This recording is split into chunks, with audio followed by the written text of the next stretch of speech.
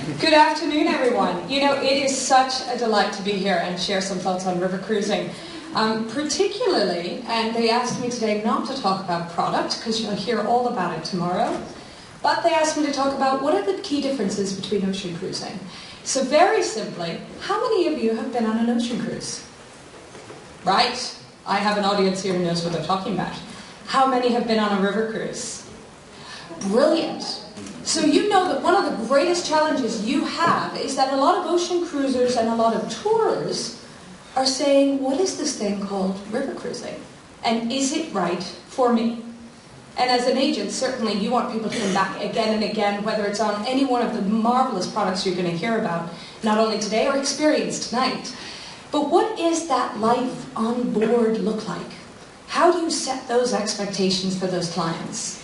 So, what I'd love to do is start in first talking about the cruise industry. They have done a brilliant job, miraculous, about building the ship as the destination. Rudy and Christine said it absolutely correctly. This is an entire industry built around, well, what ship did you cruise on? What cabin were you on? And then agents will say, did you see the new spa? Because you all know the differences. You all know those nuances that Rudy was talking about. Because it is truly all about, well, what's there? What I love is they now have cupcake factories, very American. They now have martini lounges, entertainment venues, cooking kitchens. I mean, ships resemble small cities. You know, for somebody who lives right beside New York City, it is remarkable to me that I can go to Central Park on a ship somewhere in the middle of an ocean rather than truly Central Park itself.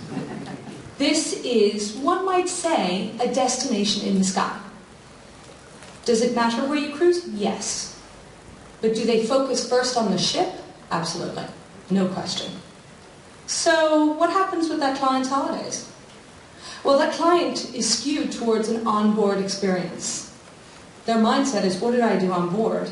Not necessarily, although they do shore excursions, what did I do on the shore?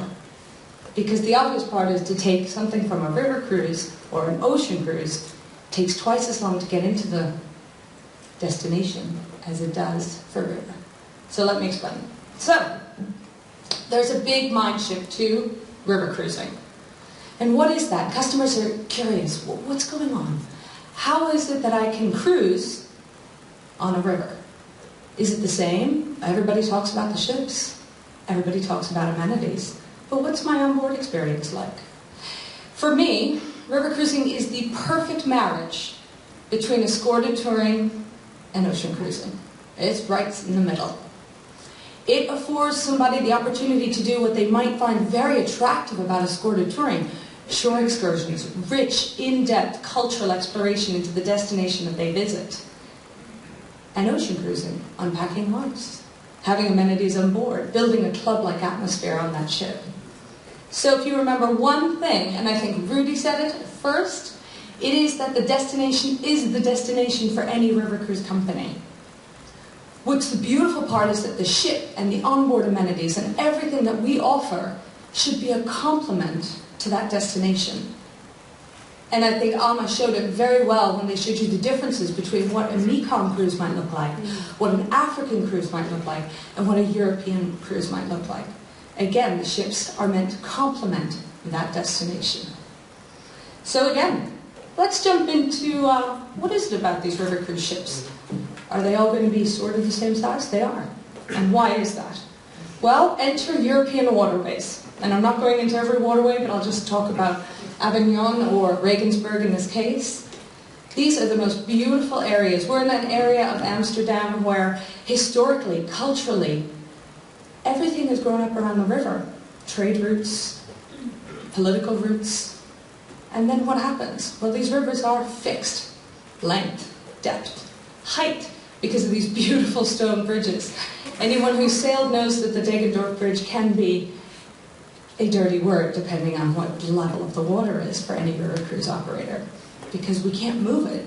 We can up, down, in, out, but all these ships have to relatively be the same length, relative, the same width, the same height. And so what it is that we do with those really matters to the guest. Again, looking at where we are. So the hardware should complement the destination. Most of the river cruises won't be a conversation between, do you want to be on board a 600 passenger vessel or a 6,000 passenger vessel? You don't even have to go there. The nuances are about 118, which is a Tauck river cruise, all the way to, depending on where you are, 150, 160, 170 passenger vessel. And again, it's what those vessels and the company does with those cabins that matter. But for a first-time traveler, you might say, okay, well, what is the first expectation? What is the biggest difference between ocean cruising? I just had the joy of being in Las Vegas for 3 days. I won absolutely nothing. I left there this morning really disappointed. But I can tell you that I asked every agent there, tell me a little bit, what's the biggest difference for you? They said, I got to tell you, the first thing I have to talk about with my guests are the cabins. I have got to mention that the size of the cabins, while wonderful on a river cruise, will never be as large as an ocean cruise. They will not have the opportunity for an inside or an outside. They will not have this opportunity for a 600 square foot. This isn't there. They're roughly 120 to 150 square feet, and then the largest cabins are going to be about 300, even 400 square feet. But it starts and ends there. The balconies, they're not going to be sitting out on for days upon days upon days, because they are between here and here. From the dock, from that beautiful little concrete shelf that they have along the rivers. So the largest suites will offer incredible amenities. But that expectation needs to be there for ocean cruisers, because you don't want them to be shocked and say, I'm used to spending all my time in the cabin.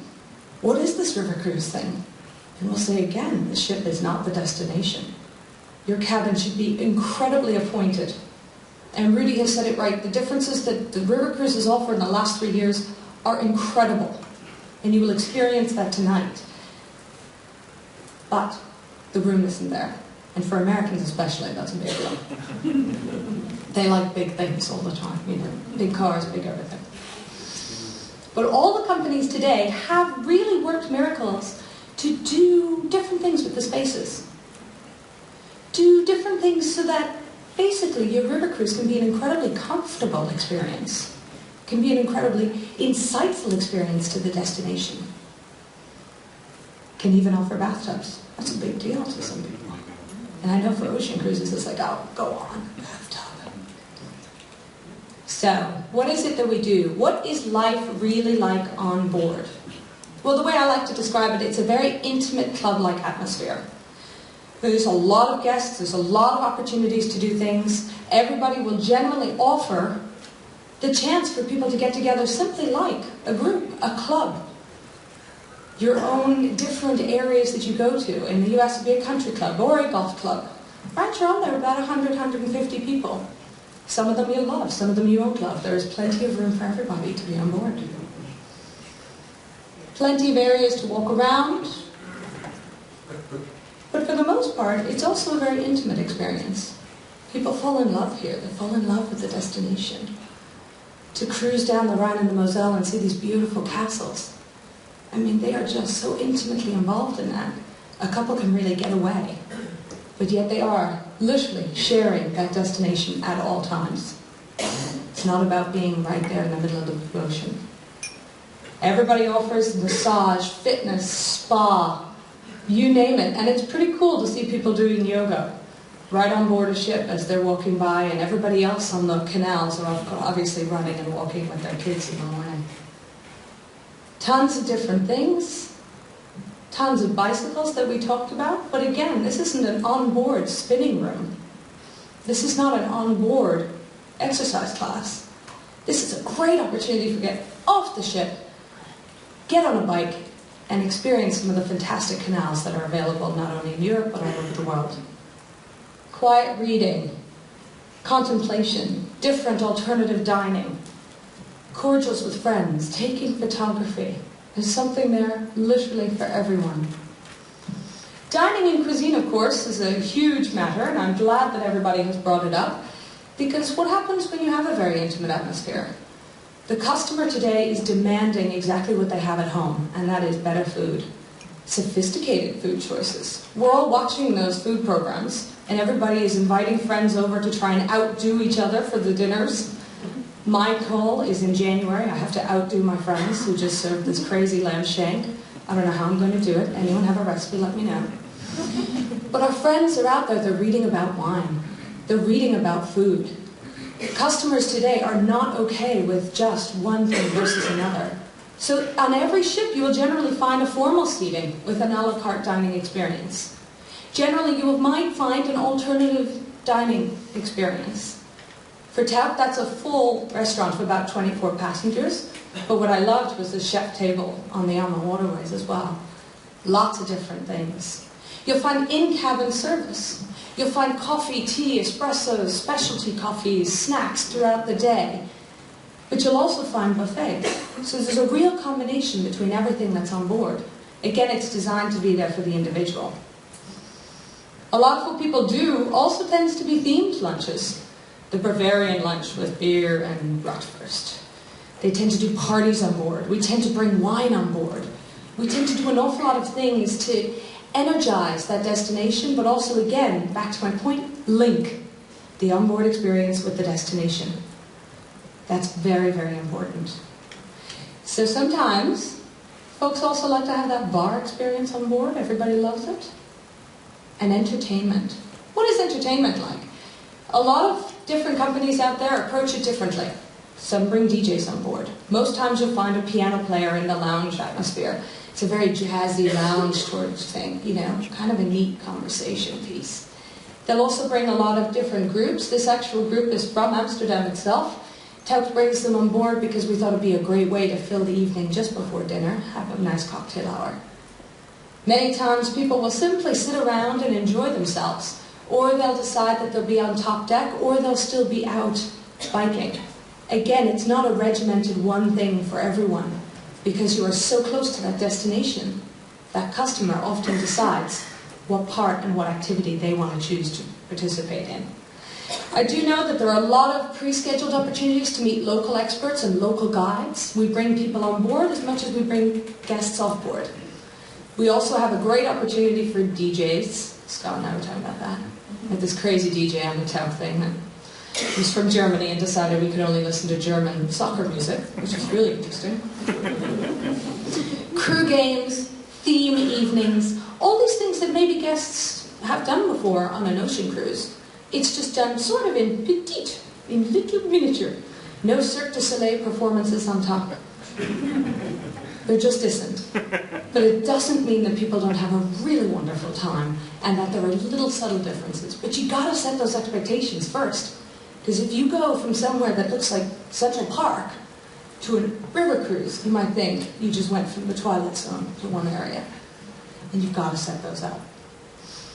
So finally, I want to bring you into the shore excursions. Because literally, if we are lucky enough to be the first docked, this is what the Tauck vessel looks like. I know that everyone here who's been on a river cruise maybe had to walk from vessel to vessel. Right. Not always can we be docked right on the spot. We all try to do it. And I think every one of us try to get the perfect parking spot. We always say, what parking spot do you have? But when you get off the ship, it's a very easy disembarkation. It's 2 minutes. So the questions that you really need to be asking river cruise companies is, what are you doing with an onshore experience? Because if you're not getting off the ship and experiencing that destination, then you're not truly taking advantage of a river cruise. And so what is it that we do off the ship? Well, the majority of companies will do very standard sightseeing and walking trips. They will very much include your standard walking trip with local guides, different types of walking journeys. But then there are other companies that do a lot more in terms of bringing you to, I'm glad I picked this picture, local meals off. Dining experiences outside the ship, music experiences outside the ship, theater experiences outside the ship. All of this is possible on a river cruise simply because you're so close to shore. You can go see the Pont de Garde. This is actually a Tauck lunch where we decide to bring everyone for a wine tasting, and then they have dinner overlooking the Pont de Garde. Now that is a shore excursion. It's not something where you're waiting 3 hours to get into shore and you've got to get back for a certain time. This is a destination that is being celebrated and you just happen to be on a river cruise that evening.